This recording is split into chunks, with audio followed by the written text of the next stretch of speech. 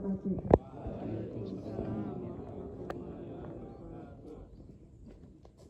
Kepada yang terhormat Bapak Kepala Sekolah SMK Negeri 3 Amunten, kepada yang terhormat Bapak-bapak, Ibu-ibu Dewan Guru dan tenaga kependidikan SMK Negeri 3 Amunten, dan anak-anakku semuanya, siswa-siswi SMK Negeri 3 Amunten yang selalu Ibu sayangi dan banggakan.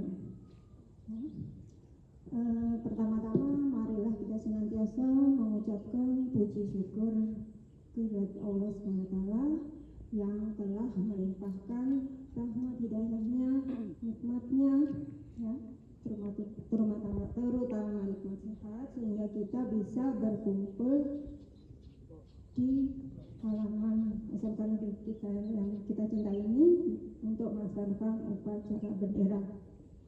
Dan tak lupa juga sholawat serta salam kita haturkan kepada junjungan kita Nabi besar Muhammad Sallallahu Alaihi Wasallam beserta keluarga, sahabat, pengikut beliau hingga akhir zaman.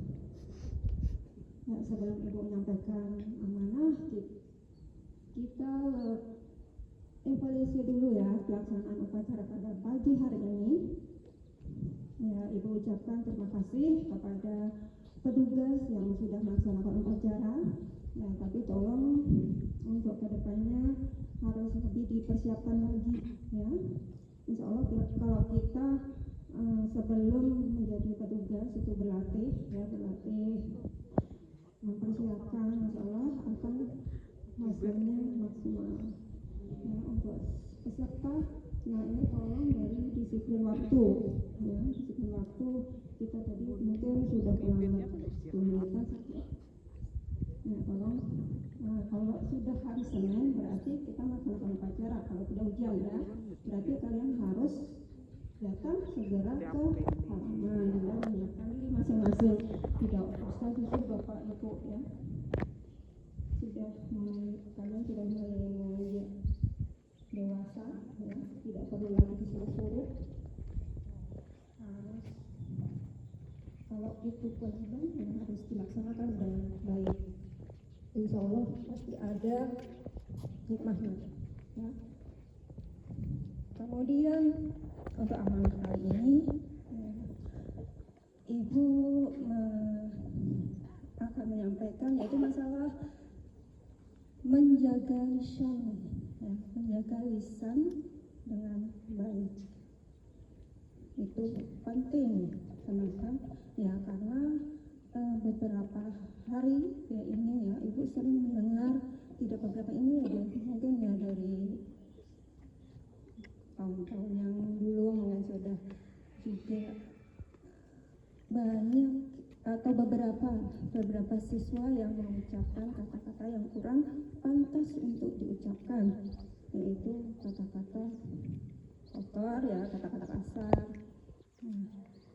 Kenapa kok menjaga lisan itu penting? Karena menjaga lisan dengan baik itu merupakan akhlak mulia, ya, termasuk akhlak yang terpuji. Kemudian kenapa? Misalkan saya mengucapkan kata-kata untuk diri saya sendiri, nah di situ hati-hati ya. Kalau untuk diri sendiri juga itu merupakan suatu kebiasaan nantinya. Yang sudah tahu kalau ya kata-kata kotor, kata-kata yang kada baik, kalau kada usah disebutkan Ibu. Misalkan ya menyebutkan nama-nama hewan yang tidak pada tempatnya ya kalau. Kemudian istilah-istilah yang kurang pantas dari bahasa lain atau bahasa sendiri, ya, kemudian kata-kata sifat atau fisik seseorang.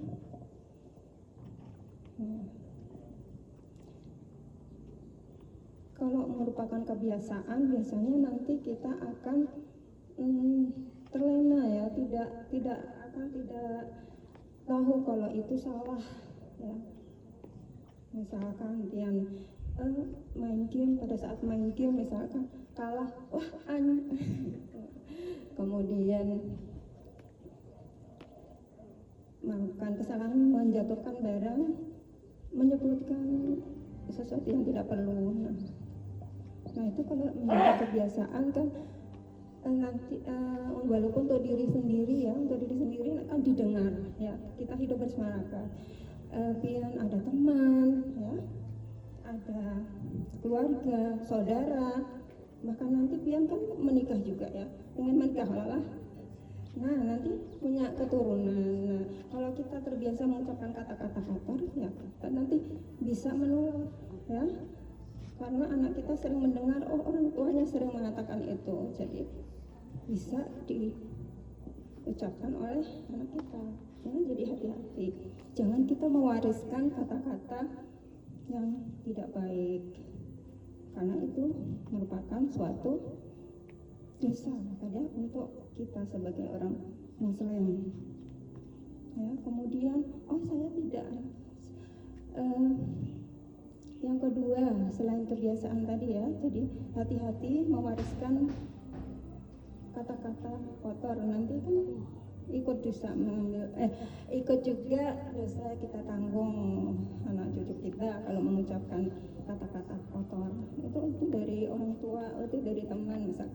Nanti pada saat hisab pasti mencari nanti siapa ini sumbernya, saling menyalahkan ya.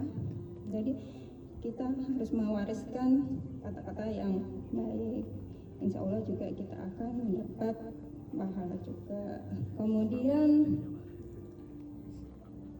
ini yang kedua, untuk ditujukan kepada orang lain ya. Misalkan teman kita melakukan suatu kesalahan, wah Bung, nah tuh ya, menegur ya, jangan sampai kita melakukan itu. Kenapa? Karena akan menimbulkan sakit hati, pasti ya, teman kita sakit hati, kemudian perbuatan yang bisa balas dendam mungkin ya, karena ibu melihat di sosial media banyak sekali kejadian-kejadian yang tragis akibat itu ya, kata-kata yang kotor, kata-kata kasar yang diucapkan. Kita tidak mau kan kalau saudara kita atau kita mengalami hal yang tidak baik.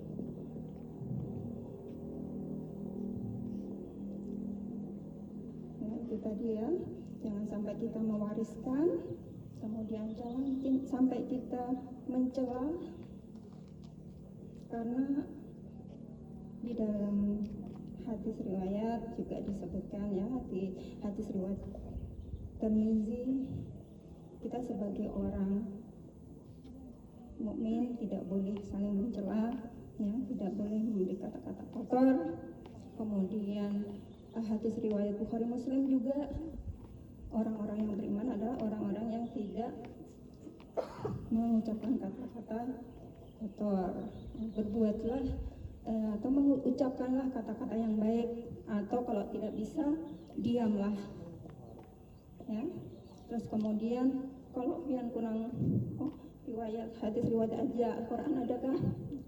Ada, di dalam Al-Quran ada juga, yaitu Quran surat Al-Hujurat ayat 11. Nah itu sudah jelas ya, itu kita sebagai orang Islam tidak boleh mengatakan hal-hal yang tidak baik.